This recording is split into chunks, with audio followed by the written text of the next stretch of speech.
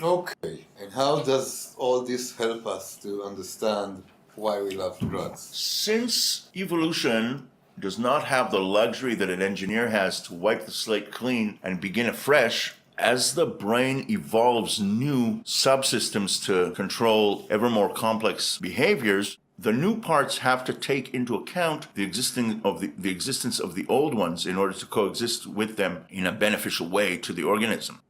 And the frontal lobes are no exception to this. So the frontal lobes will reach back with their GABA-firing inhibitory axons and teach the more instinctive parts of the brain I think social. our audience needs a little of translation with all due GABA respect.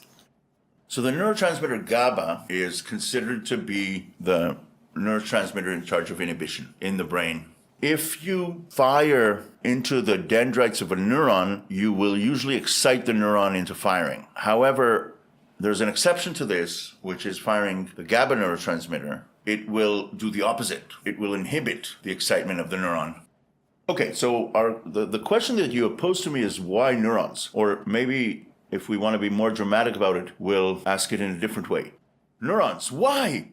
And I would venture to postulate that it has to do with cooperation of multicellular organisms. So if we want to look at evolution in a very in a very long timeline, we can see bacteria existing as prokaryotic, single-celled organisms, every cell for itself, in different environments, grabbing ecological niches that are available until they ran out, and then nothing happened for a long time. What do you mean when you say an ecological niche? What do you mean? A puddle at a certain temperature, the edge of a piece of rock on a thermal vent, a rock facing north on a mountainside, a rock facing south. These are very different environments. These are very different habitats. The sun splashes at a different time of day. The sources of energy differ. The winds differ. The conditions differ on the same rock. Different faces, different directions. You'll have it's completely different worlds. You don't actually have to go anywhere in order to experience a very different habitat. Just stay in the same place and wait for night or wait for day. You have very different conditions during the night and the day, and that creates. Yeah, but it's the same habitat. I mean, it's not. It is the same location and a different habitat, which same takes habitat that has certain characteristics. It's considered different habitats. You will see different organisms active. If you take a glider and glide over the ocean, splash into some point in the ocean and stay there. During the day, you're going to be surrounded with plankton. During the night, that plankton will sink 50 meters down, and you will be in that same piece of ocean all alone. Same location, different habitat. Then a bunch of single-celled organisms came upon the incredible recognition that if they were to give up something for the benefit of their neighbor, then actually they can enjoy a synergistic outcome where the ensuing system is more than the sum of its parts.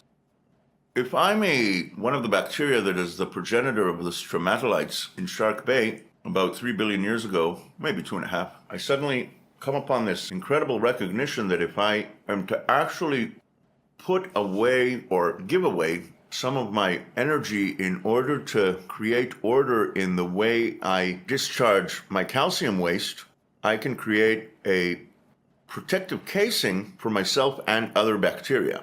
And if they do the same, then what we have is the beginning of a colony where every microorganism does a little bit for the favor of the colony. And together we get a type of behavior that as humans we call cooperation. You can see the same kind of amazing recognition in the protective ball that the volvox grow around themselves. So you've got a bunch of cells, a few hundred cells. And instead of floating in the ocean, they create a ball, which is a membrane that protects them as a group from the outside world. And they, as a single-celled organism, it's strange to give away your energy to something which is according to evolutionary tradition, someone who is not you, or an organism that is not you, is considered the competition. Help the competition?